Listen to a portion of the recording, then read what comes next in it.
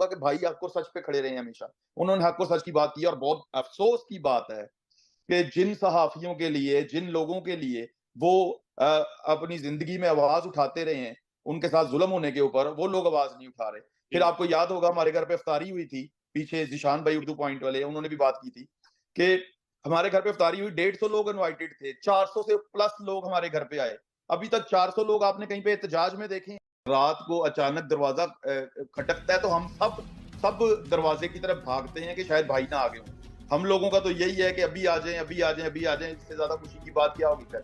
हाँ, तो वो हम लोग तो तैयार हैं इस चीज़ के ऊपर अगर वो बात करना चाहते हैं, तो हमारी फैमिली तैयार है कि हम उनके साथ बात करेंगे। तो आपका लेकिन मतलब मेरा एक चीज़ बता मतलब दूँ मेरा कोई कि अगर वो मतलब कोई ऐसी बात करते हैं कि वो बोलेगा नहीं या कुछ नहीं करेगा, वो बात इमरान भाई ने खुद ही करनी है।